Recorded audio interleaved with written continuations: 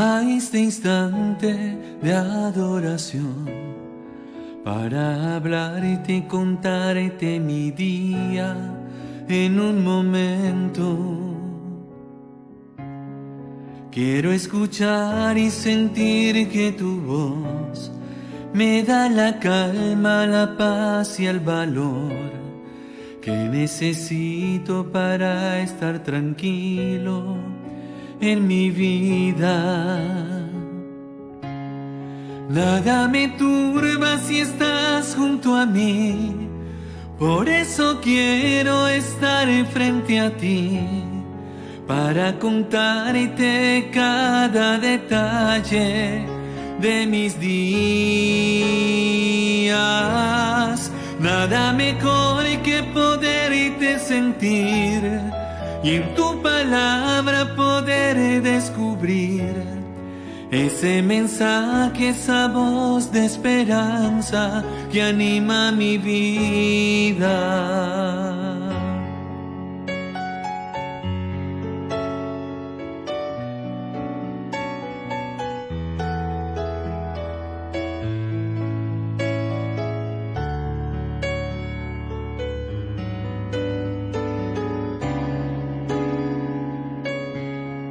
En esta cita te vengo a decir que tú me sostienes si siento temor. Todo se pasa, todo se calma cuando estoy contigo, Jesús. Nada me turba si estás junto a mí, por eso quiero estar frente a ti, para contarte cada detalle de mis días. Nada mejor que poderte sentir y en tu palabra poder descubrir ese mensaje, esa voz de esperanza que anima mi vida. Todo se pasa, todo se calma cuando estoy contigo. Todo se pasa, todo se calma cuando estoy contigo.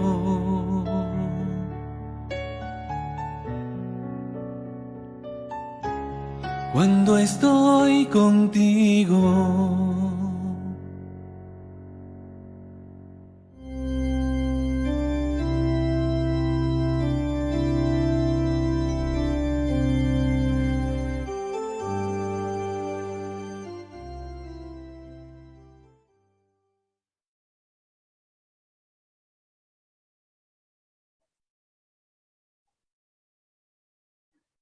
Buenas noches, queridos hermanos. Estamos ya en nuestra sesión número 15 de este curso de iniciación a la Sagrada Escritura, un curso que hemos querido presentarles y proponerles con mucha sencillez, con mucha generosidad también para animarnos, ilusionarnos, para que cada quien allí en donde está, según sus tiempos y según su interés y su deseo de querer conocer la palabra de Dios, pues pueda aventurarse a hacerlo.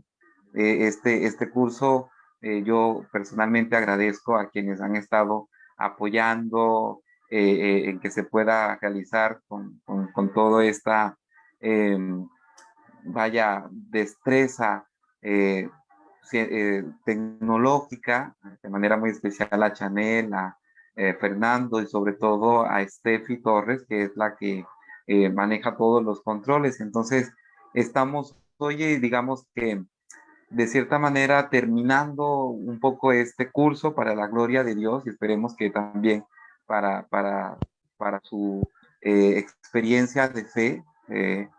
Es un curso inicial. Yo siempre les he recalcado que es un curso inicial, básico.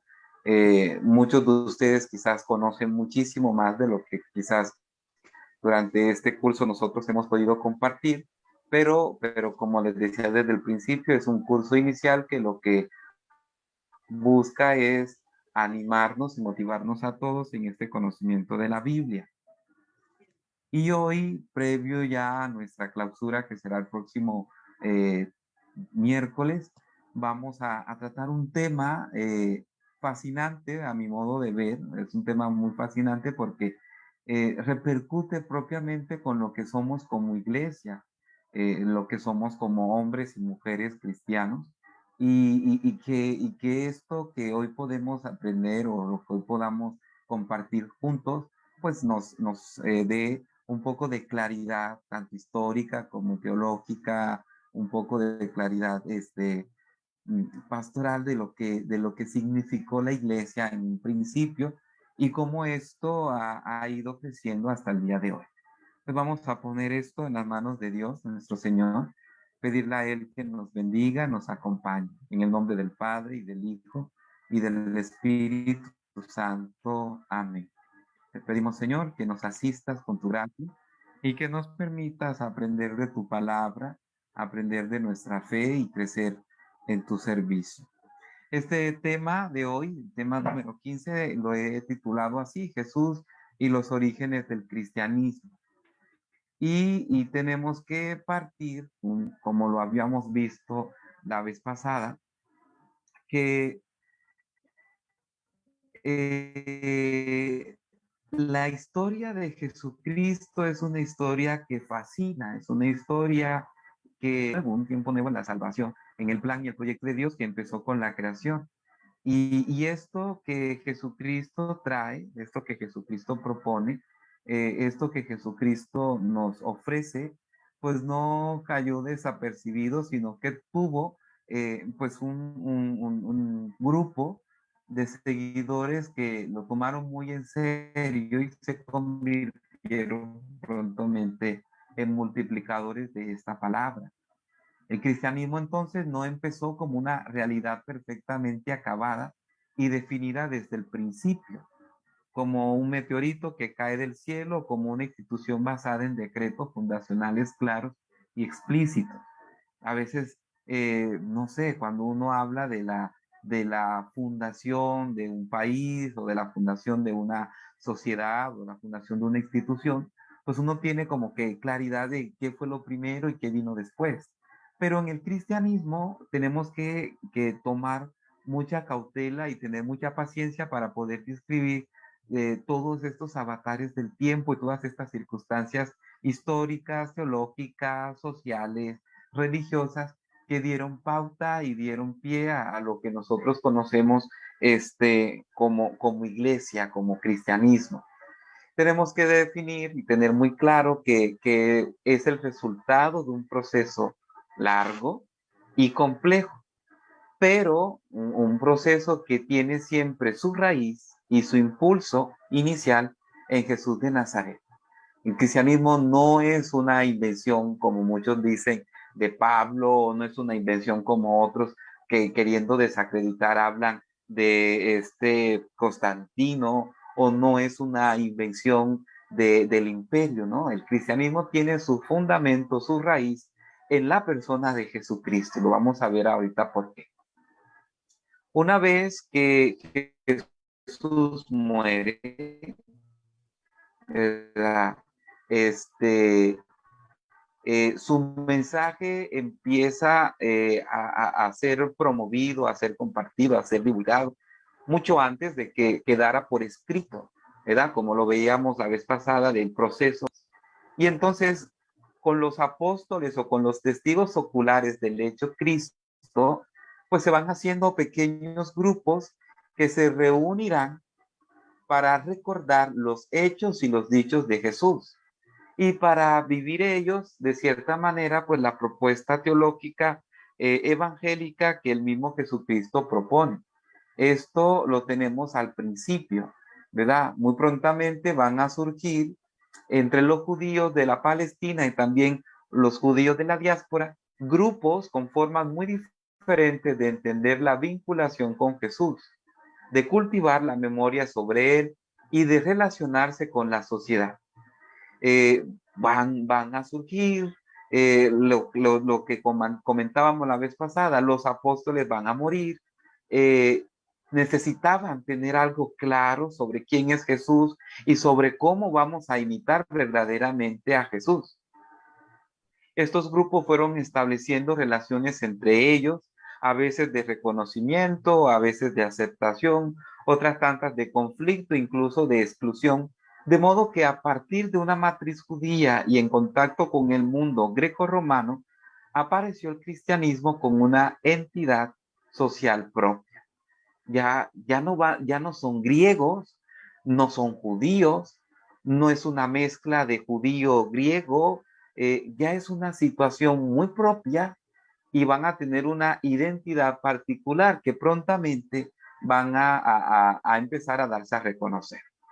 El proceso formativo del cristianismo va a abarcar desde comienzos del siglo primero, estamos hablando, estamos ya pasando, digamos, la generación que conoció a Jesús, ya no está, hasta la segunda mitad del siglo II, 150, 160, cuando se terminan de escribir todos los libros canónicos del Nuevo Testamento, cuando ya aparecen los elementos que caracterizan al cristianismo como una realidad sociológica y teológicamente diferenciada, tanto respecto a la sinagoga judía como a los ojos de la sociedad romana. Esto siempre es muy importante y nosotros tenemos que tener claridad de que Jesús no pidió fundar una iglesia. Jesús nunca propuso, de cierta manera, el surgimiento de una institución que superara al judaísmo o que estuviera, digamos, como en condiciones similares a las instituciones que ya estaban allí. Esto va a ser un desarrollo posterior, que va a tener, por supuesto, sus inicios en lo que los discípulos van a valorar y van a coger del mensaje de Jesucristo, pero que va a surgir de manera como que muy espontánea y a veces también de manera necesaria para ir a distinguir este grupo de seguidores de Jesús de los judíos que se congregaban en la sinagoga. Pablo lo va a reconocer, eran hombres muy religiosos, pero que no tenían, digamos, como una religiosidad propia y determinada, sino que era una religiosidad muy plural. En el libro de los Hechos de los Apóstoles que ustedes han estado leyendo, yo espero que ya estén, perdón, avanzados en la lectura, tenemos de cierta manera una idealización de los orígenes del cristianismo. Como ustedes ya bien saben, Lucas, el que escribe el Evangelio de Lucas y el libro de los Hechos de los Apóstoles, no hace historia en el sentido moderno y científico, sino que va a presentar una visión idealizada y simplificada de los inicios del cristianismo. Si bien Lucas nos presenta pues esta comunidad que una vez reciben el Espíritu Santo en Pentecostés, empiezan a predicar y en una comunidad que va a estar pues dispuesta a recibir a los gentiles, ¿verdad? Va a estar dispuesta a integrar en ella a la gente que no pertenecía a los judíos o que no conocía del proyecto de salvación de Dios dado al pueblo judío. Todo esto que narra el libro de los Hechos de los Apóstoles, aunque tiene, por supuesto, una base histórica, es ante todo una presentación idealizada y muy simplificada de los inicios del cristianismo. El esquema geográfico es muy simple. Empezamos en Jerusalén, en el libro de los Hechos de los Apóstoles, la cosa empezó en Jerusalén. En Jerusalén los discípulos, una vez Jesucristo es ascendido a los cielos, ¿verdad? Reunidos ellos en la oración, reciben el Espíritu Santo y en Jerusalén empiezan a predicar los primeros discursos de Pablo, perdón, de Pedro, los primeros discursos de Juan, cuando estos salían y los enfermos se curaban con la sombra de Pedro y todo esto, que fascina cuando uno lo lee, pues hace parte del esquema muy, muy sencillo de cómo Lucas nos presenta este inicio del cristianismo. Una vez que ya se supera los límites de Jerusalén, se va a ir avanzando por la cuenca norte del Mediterráneo, hasta que por fin llega a Roma, y esto en primer lugar con Pablo, con todos sus viajes misioneros, y luego Pedro también, y luego algunos otros, Bernabé, Felipe, que empiezan a salir más allá de las fronteras de la ciudad de Jerusalén. Aunque el libro de los Hechos de los Apóstoles omite información sobre las comunidades cristianas que se extendieron por el oriente y por el norte de África. Nunca se nos cuenta de esto, aunque hay datos, hay testimonios de comunidades que se formaron, obviamente, al norte de África y también un poco más al extremo oriente. Además, es evidente que la visión de Lucas, la visión que Lucas va a presentar, que nos va a proponer, va a armonizar y a unificar tendencias teológicas diferentes, ¿verdad? Todo esto de la circuncisión o la no circuncisión, el aceptar o no a los paganos, el que se tiene que vivir la teología de Jesucristo, la moral que propone Jesucristo, todas estas tendencias que al principio resultaron un poco complejas por la forma en que fueron recibidas y asimiladas por cada uno de los discípulos de Jesucristo, en el libro de los Hechos de los Apóstoles va a aparecer una cuestión casi que muy romántica, ¿no? Hay este versículo muy bonito que inspira cuando leemos que la comunidad de los creyentes tenían todos ellos un solo corazón y una sola alma en el Señor. Y esto, pues sí, es una expresión bonita, pero sin afán de ofender y de incomodar a nadie, pues es una expresión muy romántica con la que Pablo quiere, con la que Lucas quiere decir que la comunidad de los seguidores de Jesucristo prontamente se manifestó como una unidad. Esto es una idea. Costó muchísimo esta unidad y esta integridad de la comunidad de los creyentes.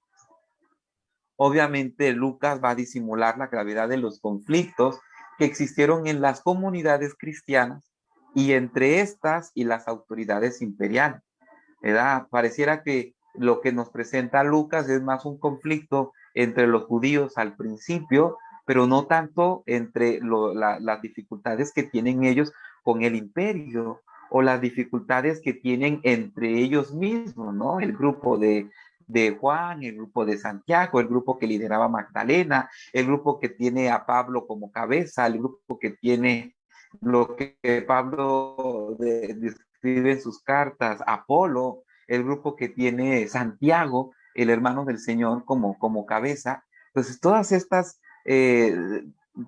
como conflictos entre ellos y la manera como cada uno va a querer mostrar e identificar a Jesús en el libro de los Hechos de los Apóstoles no se presenta de una manera explícita, pero allí está. Esto lo sabemos por las investigaciones, lo sabemos también por las fuentes de los evangelios, por las cartas, ¿no? La carta de Santiago, la carta a los hebreos, las cartas de Pedro, las cartas de Juan, que están ellos dándonos a conocer algunos conflictos, algunas dificultades de las comunidades cristianas que pronto se fueron estableciendo y que pareciera que Lucas, cuando escribe los Hechos de los Apóstoles, no le dio mayor importancia. Bien,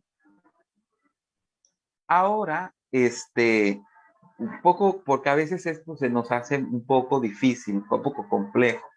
Los Hechos de los Apóstoles no son una crónica histórica, pero podemos obtener de ellos, de este libro, informaciones históricas de mucho interés sobre la comunidad de Jerusalén y sobre la primera extensión del cristianismo y sobre Pablo.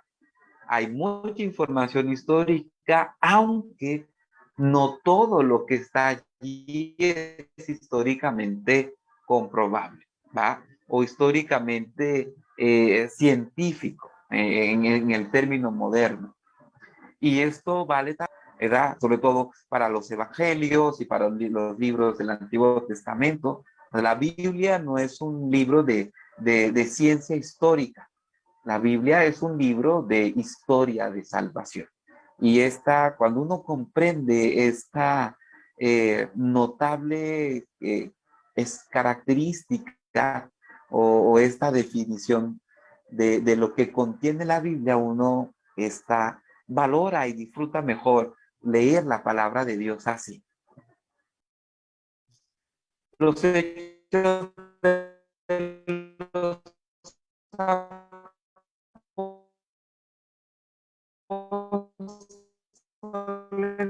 presentan un cuadro idílico de la comunidad cristiana de Jerusalén, que no se puede considerar histórico sin más.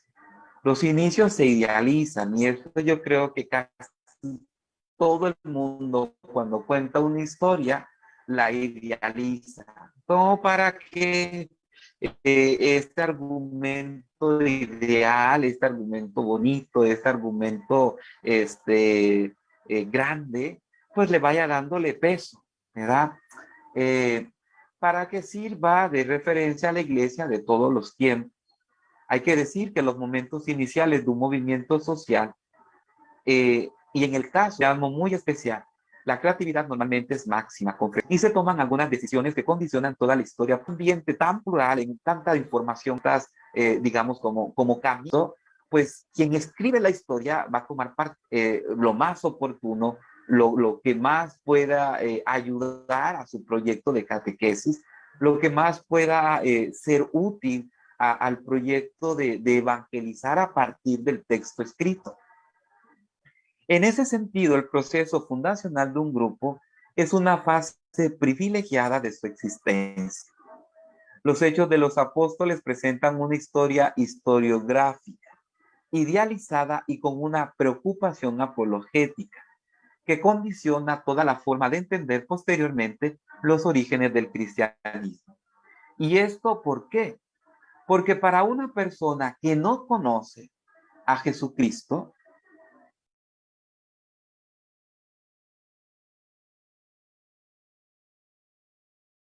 a formar parte de la comunidad de los seguidores de Jesucristo, pues hay que presentarle una historia bien planteada, que tiene su origen, por supuesto, como lo decimos, en Jesucristo y en la acción que va a tener el Espíritu Santo una vez que acontece Pentecostés en esta comunidad de elegidos de Jesús. Por eso, así se nos presentan los hechos y por eso el énfasis del libro de los Hechos de los Apóstoles es en ese sentido un poco apologético y también un poco queriendo presentar a la comunidad de los creyentes de una manera tan idealizada, de una manera tan idílica como les he explicado. Ahora bien, la atestación más antigua del término cristiano se encuentra, por supuesto, en los Hechos de los Apóstoles. Ahí leemos, espero que ustedes hayan leído este pasaje, en el capítulo 11, versículo 26. Fue en Antioquía, fuera de Jerusalén, ya han pasado la frontera de Jerusalén, donde por primera vez los discípulos recibieron el nombre de cristiano. Pero y hay que tener muy presente, nosotros nos sentimos orgullosos de ser cristianos. San Pedro, cuando escribe en su primera carta, lo asocia siempre a un nombre que tiene que ver con lo que Cristo padeció. O sea, un nombre, si de algo tenemos nosotros que sentirnos orgullosos es padecer por Cristo y llamarnos cristianos por el hecho de saber vivir el sufrimiento con Cristo. Esa es una de las cosas más interesantes de la teología de Pedro, de las cartas de Pedro. El ser cristiano no es un título de honor, todo lo contrario. Ser cristiano es un título que uno se merece por el hecho de unirse a la pasión de Cristo, ¿verdad? De sufrir por él, de soportar por él las humillaciones, de ofrecer al Señor, pues, los desprecios. Y al principio, cuando a los seguidores de Jesucristo se les llama cristianos, se les va a llamar en un sentido peyorativo, en un tono despectivo. De su uso no se puede deducir, como se hace con frecuencia, que los discípulos de Jesús eran ya vistos como una realidad separada. Los cristianos pueden ser ahí un grupo específico dentro del judaísmo plural de la época, como ya les mostré la vez pasada, hace dos clases, ¿verdad? Que no solamente había una manera de ser judío, habían fariseos, habían celotas, habían saduceos, habían esenios, y los cristianos al principio los consideraban como un grupo más dentro del judaísmo de aquella época. Pero este título de cristianos es un título que se les da al principio a ellos en Antioquía de manera despectiva, para decir estos judíos medio raros que dicen creer en Cristo y que están proponiendo asumir un proyecto de fe a partir de lo que Jesús enseñó y a partir de lo que Jesús dijo. Los cristianos de Antioquía están en comunión con los discípulos de Jesús en Jerusalén, que al principio ellos se van a mantener plenamente judíos. Todavía no hay una, digamos, como una radicalización de decir, o eres judío o eres cristiano. Ellos eran judíos, seguían observando la ley, sobre todo los cristianos de Jerusalén, los primeros seguidores de Jesús en Jerusalén. Ellos seguían observando todas las prescripciones de la ley, vivían, por supuesto, el sábado, estaban necesariamente circuncidados y profesaban, participaban de las oraciones en el templo y de las oraciones en la sinagoga. En cambio, los cristianos o los seguidores de Jesucristo en la diáspora o fuera de Jerusalén, pues van a tener pues otras dinámicas, ¿no? Que ahí está ese conflicto de los que abrazan la fe no siendo judíos, ¿no? El libro de los Hechos de los Apóstoles nos presentan varios ejemplos. Uno de ellos quizás muy notable es el ejemplo de este eh, eunuco de Etiopía, el etíope que fue bautizado por Felipe, ¿verdad? Que fue a peregrinar a Jerusalén, venía de regreso, y Felipe le explicó que lo que él estaba leyendo era la vida de Jesús que el profeta de Isaías ya había anunciado siglos atrás. Y se bautizó, pero era un eunuco, no tenía que circuncidarse, no tenía ya que volverse judío para llegar a ser primero seguidor de Jesucristo, ¿no? Entonces, esto es una cosa muy fascinante. Esto yo lo voy a decir un poco rápido, quizás de una manera muy breve, pero cuando uno empieza a estudiar los orígenes del cristianismo, esta es una de las cosas que mayor claridad nos da para poder entender todo este proceso histórico. Los historiadores, los que más han estudiado este tema, a este tema sobre los orígenes del cristianismo, van a proponer 4 etapas del proceso de formación del cristianismo, cada una de las cuales va a durar aproximadamente 40 años, que es el modo tradicional como computaban las generaciones, las antiguas genealogías. La primera etapa se va a extender desde el ministerio de Jesús en el año 30 hasta la primera guerra judía, el año 70, con la destrucción del templo de Jerusalén. Sociológicamente, el movimiento de Jesús en Palestina tiene las características de una secta, ya lo dije, un movimiento de regeneración dentro de un sistema, el sistema judío, con el que comparte una visión simbólica del mundo. Y por otra parte, el movimiento misionero de la diáspora, las de un culto, ¿verdad? Ellos están en la diáspora y están, digamos, integrándose a partir de unas reuniones, de unas celebraciones, de algunos gestos simbólicos, de algunos ritos que van a girar en torno a una persona. Y allí vale lo que habíamos comentado, la catequesis, la tradición oral, la transmisión de los dichos, de los hechos de Jesús, quizás el comentario de algún milagro y alguna propuesta moral de lo que Jesús enseñó y predicó.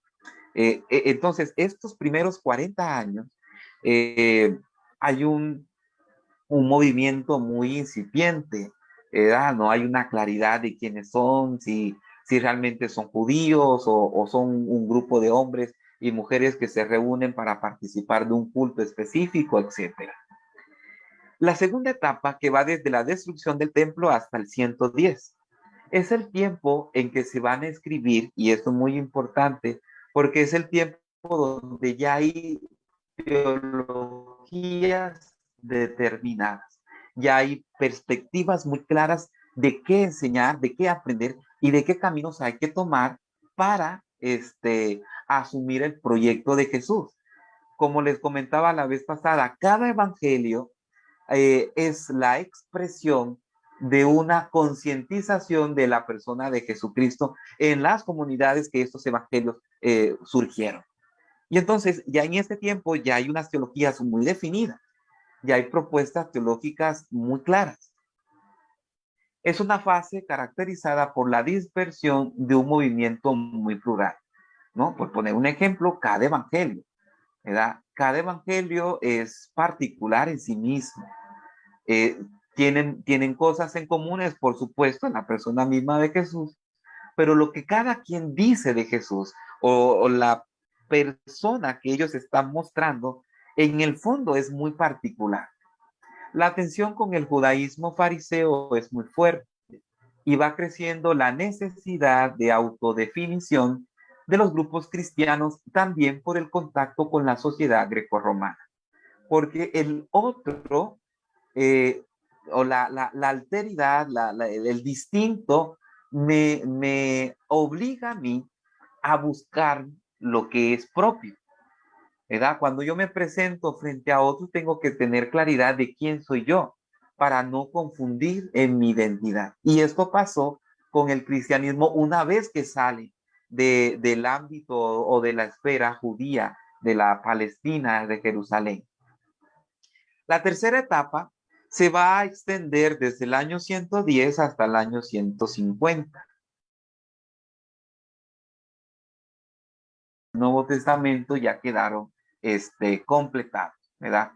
Siguiendo la tradición de que la segunda carta de Pedro, que fue el último escrito del Nuevo Testamento, se escribió en el 150, entonces ya todos los escritos del Nuevo Testamento ya quedaron definidos. Como reacción a la etapa anterior, se da una confluencia entre diversas líneas cristianas. Se ve con claridad el proceso de institucionalización y se puede ya hablar de una iglesia cristiana con personalidad autónoma. Pues cuando uno lee, por ejemplo, la carta de los Hebreos o la carta de Santiago o la carta de Judas, uno ve ya comunidades muy definidas. No decimos, por ejemplo, de las cartas que Pablo habla a los Gálatas o a los romanos, ya hay unas comunidades perfectamente definidas con una manera de vivir, con una manera de celebrar, con una manera de organizarse entre ellos, que van a dar cuenta pues de una madurez en sí mismos. Y la cuarta etapa va desde el año 150 hasta el año 190. Se van consolidando un conjunto de escrituras sagradas del cristianismo. Y ya no solamente se va a leer las escrituras del Nuevo Testamento, sino que se va a predicar, se va a enseñar, se va a fundamentar a partir de las sagradas escrituras del antiguo judías, lo que es decisivo para su consolidación institucional y su diferenciación del judaísmo. Luego es un tiempo bonito porque van a surgir los padres apologetas, ¿no? Justino, Ireneo de León y todos los demás, que en ellos vamos a encontrar un esfuerzo positivo de dirigirse a la sociedad grecorromana. Estos hombres van a tener como la especial y delicada tarea de decirle al mundo quiénes son los seguidores de Cristo, en qué están creyendo en qué están basando su actuar y lo van a defender pues con argumentos muy sólidos. Jesús anunció, esto lo presento, lo propongo ahorita por esta crisis que a veces nos llega de que si Jesús fundó o no fundó a la iglesia, de que si el origen de lo que somos lo tenemos que encontrar, como les decía al principio, en Pablo o en Constantino o en quién sabe qué otra idea que por ahí anda siempre suelta un poco para incomodar. Tenemos que partir de el anuncio del reino de Dios que sale de la boca de Jesucristo. Este anuncio que es presentado como una oferta de salvación, que pasa, que se da dentro de la historia, pero que también se da de una manera trascendente. Jesús se dirigió a todo el pueblo de Israel y buscaba convocarle en vistas de la intervención escatológica de Dios. El concepto de reino de Dios es correlativo al de pueblo de Dios. Y ya lo sabemos, ¿verdad? El reino de Dios se concretiza en la persona de Jesucristo. Cuando Juan le pregunta, ¿eres tú o tenemos que esperar a otro? Jesucristo le manda a decir, díganle a Juan lo que ustedes están viendo. Los cojos ven, los cojos andan, los ciegos ven, los sordos escuchan. Esto es sinónimo y esto es signo de que el reino de Dios ya es una realidad, ¿verdad? El reino de Dios se va a, a presentar en el pueblo que Dios está escogiendo. Por eso se tiene que trascender hasta los confines del mundo. En el mensaje de Jesús sobre el reino de Dios, late una pretensión muy especial sobre su propia persona. Quien me acepta a mí, acepta al que me envió. Y quien escucha mis palabras y las vive, entonces está construyendo sobre la roca sólida de la fe, ¿verdad? Que es lo que Jesús siempre va a apropiarse. ¿Verdad? Yo soy el camino, yo soy la verdad, yo soy la vida, yo soy la luz. Y ustedes como seguidores míos tienen que ser también luz del mundo. En torno a Jesús se reunió un grupo de discípulos, multiplicadores, anunciadores, que van a dar cuenta de toda esta novedad que viene con Jesucristo. Ya en vida del maestro comenzó a cultivarse una tradición de palabras de Jesús por varias razones. Era necesaria para su tarea misionera. Era fundamental para basar la identidad del grupo. Dimanaba de la especial autoridad que percibían en Jesús. El grupo de Jesús y sus discípulos tenía unas características propias dentro del judaísmo muy plural de su tiempo. Era un movimiento de renovación intrajudío. Todo el esfuerzo que Jesús hace y la claridad con la que Jesús enseña y repite hasta el cansancio, ustedes están haciendo lo que no deben hacer, ustedes están viviendo de manera diferente a como se debería vivir, ustedes han entendido mal el proyecto de Dios y es necesario que ahora replanteen muchas enseñanzas, muchas maneras de vivir, muchas formas en que se ha comprendido quién es Dios y por qué Dios se ha mostrado al hombre. Esto es lo que Jesús vino a renovar en el mundo judío que desencadenó pues en un movimiento propio como es pues el cristianismo. Contra una opinión en un tiempo muy extendida, no es acertado ver en el texto de Mateo 16, ¿verdad? Es un texto que siempre utilizamos. Eh,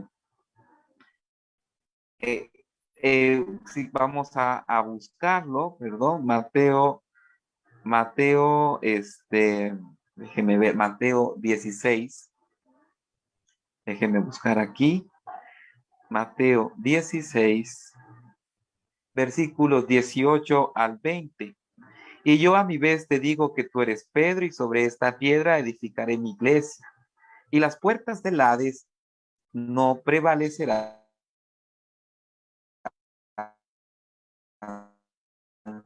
contra ella.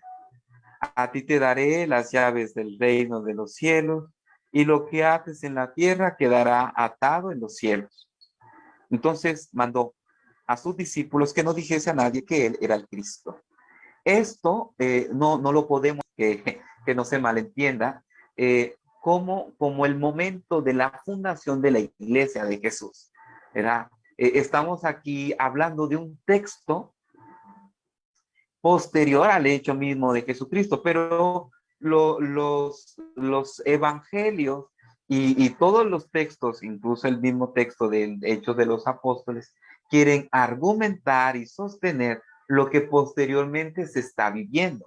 Hay una comunidad, ¿verdad?, que tiene a Pedro como el primado, tiene a Pedro como la cabeza, tiene a Pedro como el líder nato de los seguidores de Jesucristo, y por eso es necesario presentar un texto en donde esto sea explícito, ¿verdad?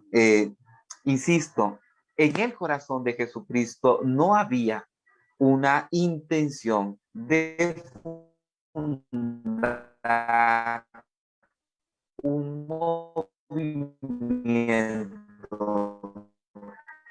diferente al judaísmo.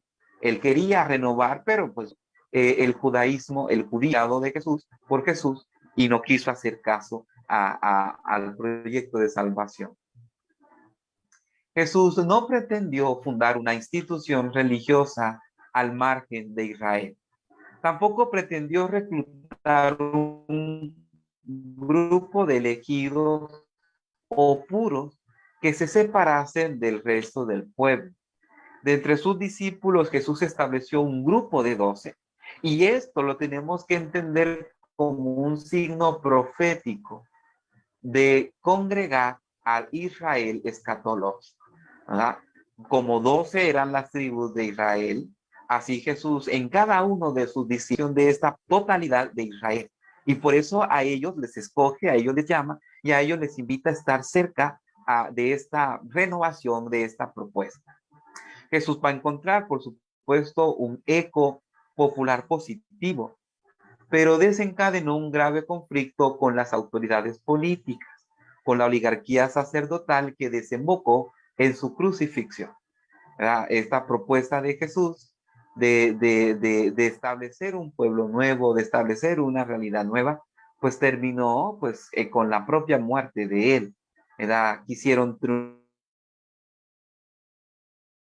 Jesucristo tiene una función esencial en el plan de Dios.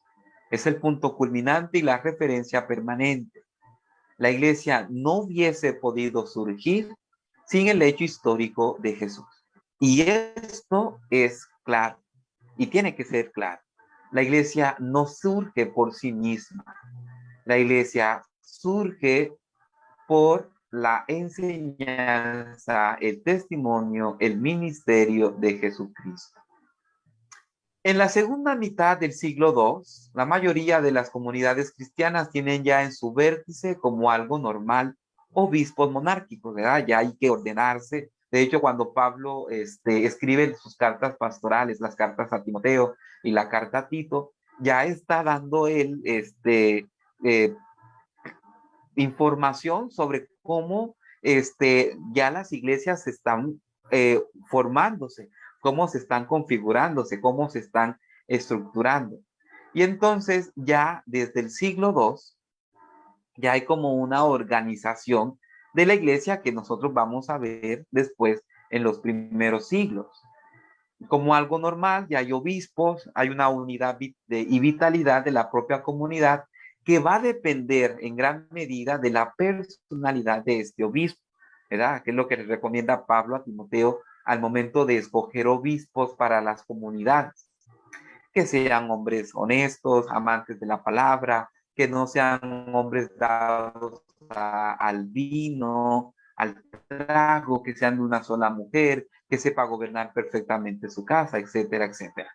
Y ahí vamos a ver, por ejemplo, en el siglo II, a la mitad del siglo II, obispos de una gran talla, como Ignacio de Antioquía, Policarpo de Esmirna, Melitón de Sardés, Policrates de Éfeso e Ireneo de León, que por sus escritos y por su apología y por lo que nos dejaron, pues son algunos de los más conocidos. La comunidad va a elegir para el cargo de obispos a hombres de experiencia, hombres desinteresados en el aspecto económico, probados en la vida familiar y profesional, con una situación económica independiente, en algunos casos incluso boyante, con posibilidades para ayudar a las necesidades de la comunidad. Va a ser un líder, una persona que va a encabezar, que va a dirigir, que va a encauzar estas comunidades. Y luego, también en este siglo, junto con los obispos, vamos a tener a los diáconos, que van a ser ministros jóvenes, populares y emprendedores de la comunidad. Gente que conocía, que prontamente empezaron a desempeñar un ejercicio carismático dentro de la comunidad, ¿verdad? Tenemos, por ejemplo, a Felipe, que conocemos muy bien y que el libro de los Hechos de los Apóstoles nos da mención de ellos. Su juventud actúa como contrapeso a la ancianidad del obispo, convirtiéndose de facto en su mano derecha. Lo acompaña si viaja, son su intermediario natural con el pueblo y su ámbito fundamental de trabajo en la acción social. Eran los encargados de asistir a las viudas, de repartir lo que hay en las mesas, de esta labor caritativa y social. Es el ministro de la caridad y del servicio. Entonces ya tenemos en el siglo II, a mitad del siglo II, ya hay una configuración clara de esta iglesia que pues se va a ir dando bajo unas circunstancias muy concretas, y tenemos también unas celebraciones. Hay unos ritos, hay unos sacramentos. Aunque no tenemos rituales que nos indiquen exactamente cómo celebraban los sacramentos las primeras comunidades cristianas desde el inicio, el bautismo, la Eucaristía, a los que se añadirán con posterioridad la penitencia, adquieren una importancia nuclear en la existencia personal y la vida comunitaria cristiana.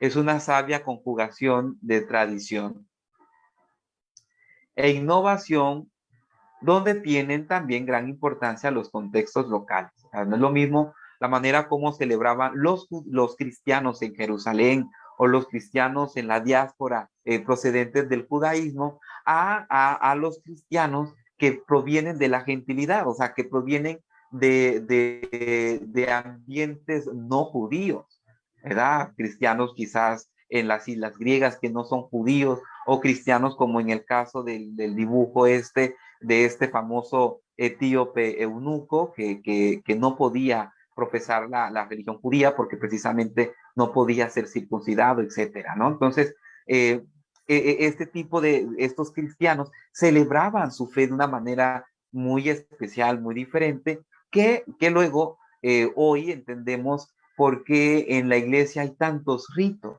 ¿verdad? Todos estos ritos, el etíope, el copto, el griego, el egipcio, bueno, el copto o egipcio, el bizantino, y que unidos al rito latino, que es el que nosotros celebramos, pues forman parte de este maravilloso universo litúrgico de la iglesia cristiana. Este proceso se seguirá habitualmente en cada uno de estos sacramentos, ¿verdad? El proceso, perdón, es el siguiente. Teniendo como base la referencia a la praxis de Jesucristo, se va desarrollando un gran pluralismo en sus expresiones. Como les decía, eso va a depender de los contextos culturales y de la adscripción a los diferentes grupos cristianos existentes.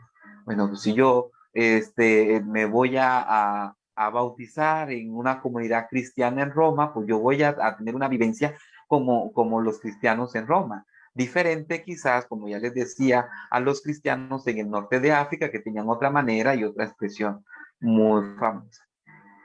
Esto, hermanos, a mí me fascina muchísimo. Yo espero que sigamos aprendiendo.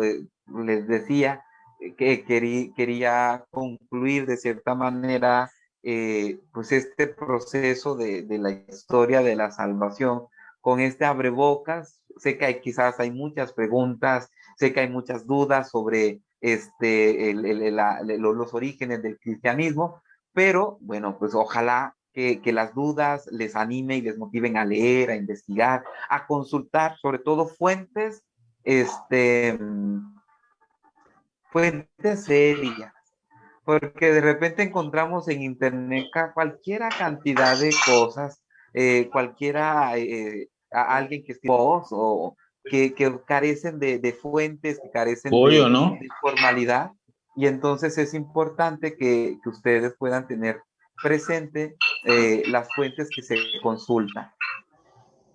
Y bueno, como hoy estamos celebrando a la Inmaculada Virgen María, quisiera que terminemos esta clase invocándola a ella. Dios te salve, Reina y Madre de misericordia, vida, dulzura y esperanza nuestra. Dios te salve, a ti llamamos los desterrados hijos de Eva. A ti suspiramos, gimiendo y llorando en este valle de lágrimas. Ea pues, Señora abogada nuestra, vuelve a nosotros esos tus ojos misericordiosos, y después de este destierro muéstranos a Jesús, fruto bendito de tu vientre, oh clemente, oh piadosa, oh dulce siempre Virgen María. Ruega por nosotros, Santa Madre de Dios, para que seamos dignos de alcanzar las promesas y gracias de nuestro Señor Jesucristo. Amén. Pues muchísimas gracias, hermanos, por su paciencia, por compartir con nosotros este tiempo. En verdad que lo estamos haciendo con mucha sencillez, pero esperando poder aportar un poco pues a este conocimiento, a este deseo que ustedes tienen de aprender y de conocer de Jesucristo y de su palabra escrita y revelada. Voy a responder esta pregunta que hace Lourdes. ¿En cuáles fuentes encontramos la realidad del cristianismo reciente o del cristianismo naciente? Sí. Mira, la primera fuente son los textos bíblicos, los textos canónicos, pero al momento de hacer un estudio serio, si queremos hacer un estudio historiográfico, socio, sociológico de los orígenes del cristianismo, pues tenemos que echar mano de las fuentes que hay, ¿verdad? Pues toda la investigación histórica, toda la investigación arqueológica, toda la investigación que las ciencias sociales hoy nos han arrojado. Y sobre todo, hoy cuando estudiamos Biblia, la información que nos viene en los evangelios apócrifos, ¿verdad? Los evangelios apócrifos, aunque no son verdades de fe, sí son fuentes de información, sobre todo del acontecer propio de las comunidades en el que ellos fueron concebidos. Entonces también se está volviendo a leer un poco los evangelios apócrifos, insisto, no como verdades de fe, sino como información del contexto histórico, sociológico, teológico, religioso de estos primeros siglos del cristianismo. Y todo esto, pues nos van a arrojar conclusiones o argumentos para esta fascinante tarea de aprender sobre los orígenes del cristianismo. El Nuevo Testamento es una fusión de lo que predicó el Señor. Todo es la catequesis de los orígenes del cristianismo, ¿verdad? Que tiene siempre su fundamento, su raíz en Jesús. El cristianismo quiere darse a conocer y obviamente quiere dar a conocer en primer lugar quién es Jesús. Por eso surgen los evangelios. Y luego el cristianismo quiere dar a conocer cómo surgió él. Por eso surge y por eso se escribe el libro de los Hechos de los Apóstoles. Pero también el cristianismo quiere dar a conocer cómo era la vida, la vivencia y la situación de sus primeras comunidades, y por eso surgen estas cartas, ¿verdad? Las de Pablo y las católicas, que dan cuenta de esta realidad.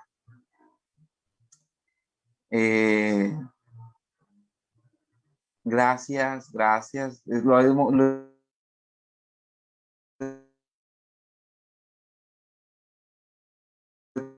estamos haciendo con todo gusto, con toda alegría. Tenemos que unirnos para ver cuál va a ser ya una vez que terminemos este curso, les mantenemos el contacto, les diremos para el próximo año, quizás a finales de enero o a principios de febrero, vamos a empezar con este curso y esta sería la metodología y la manera como trabajar, ¿verdad?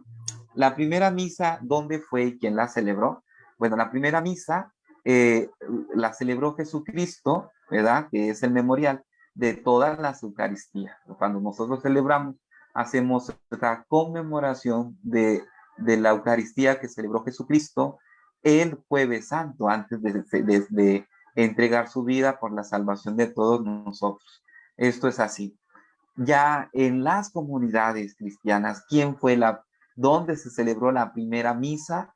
Esto es un dato, yo sin ser pesimista, muy difícil de darlo. Era muy complejo de decirlo. Que si la celebró Pedro, o la celebró Juan, o la celebró Santiago, y en dónde la celebró, esto es elucubración y sería muy complicado decir. Sí, entiendo esto que podemos hablar sobre los apócrifos, pero quitando todo esto fantasioso, todo esto fabuloso, exagerado y a veces quizás hasta ridículo, nos quedamos con la información histórica, sociológica, cultural, antropológica que estos libros nos dan cuenta.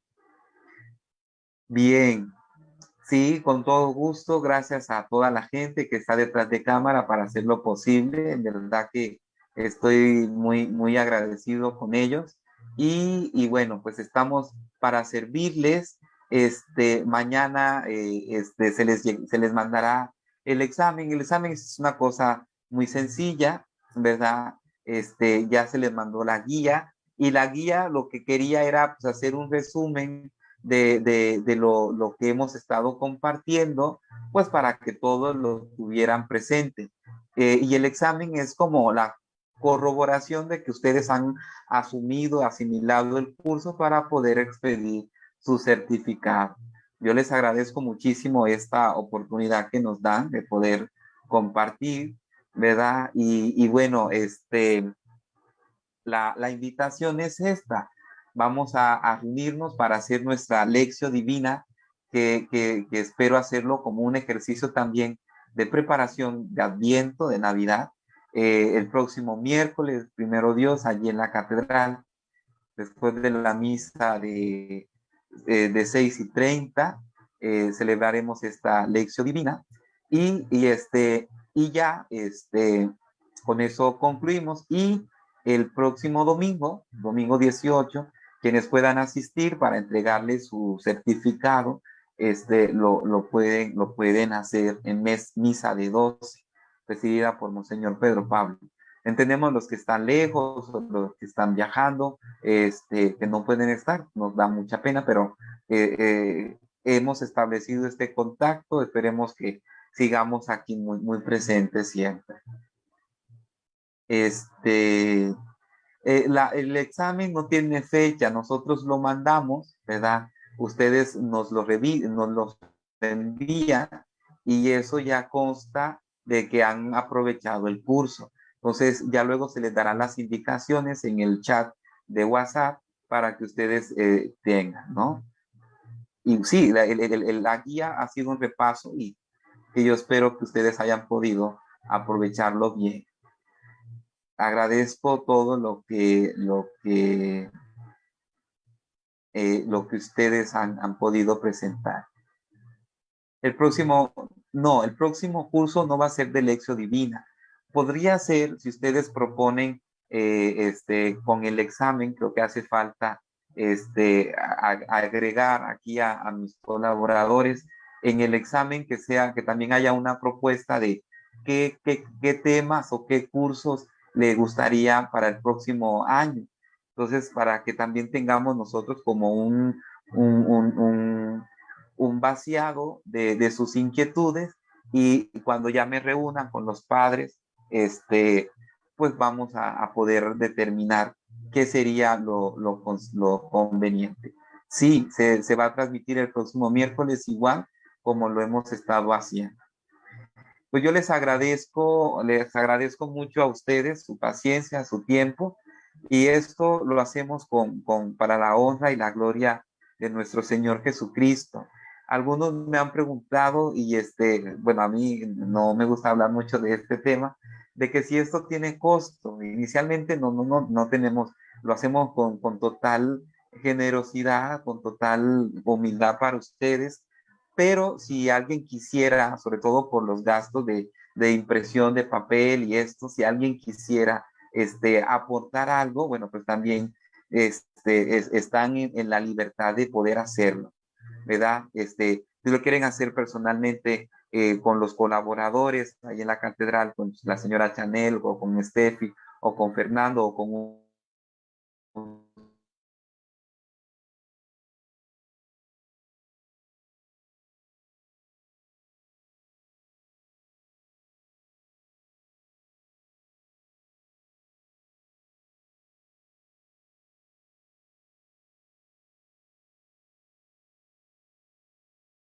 servidor,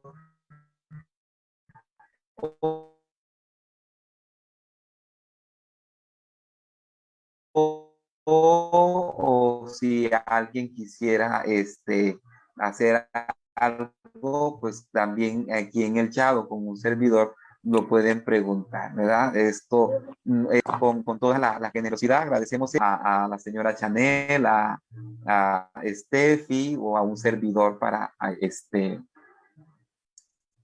poderlo hacerlo. Sí, tengo un internet que está fallándome, pido también muchas disculpas por eso y pido paciencia a usted. Bueno, les agradezco muchísimo, vamos a darle gloria a Dios y pedirle al Señor que nos bendiga. El Señor esté con ustedes. Y la bendición de Dios Todopoderoso, Padre, Hijo y Espíritu Santo, descienda sobre ustedes y les acompañe siempre. Dios les bendiga. Buenas noches.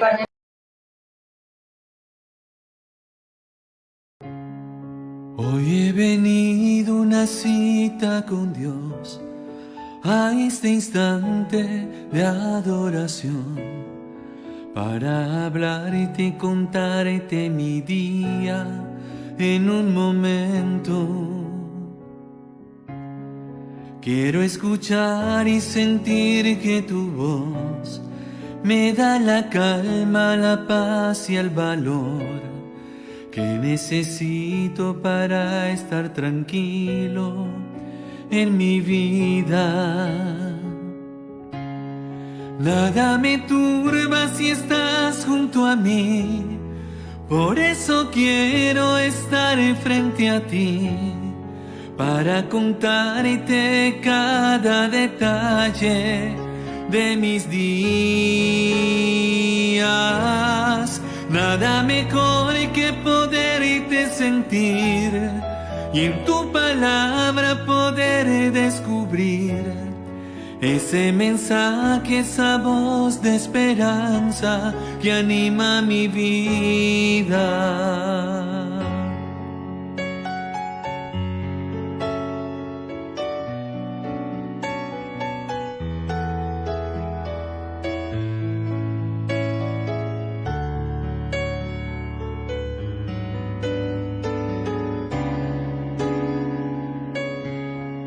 En esta cita te vengo a decir que tú me sostienes si siento temor.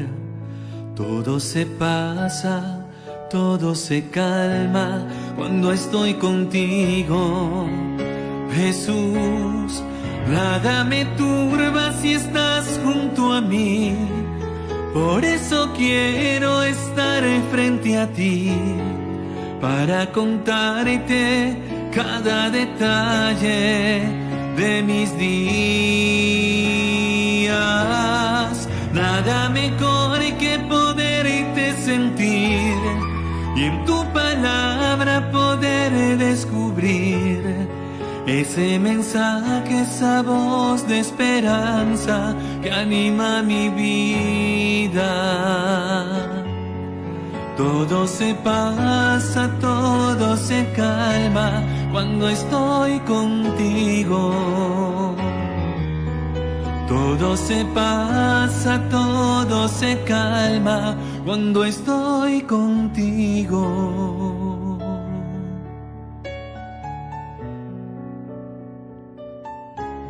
Cuando estoy contigo.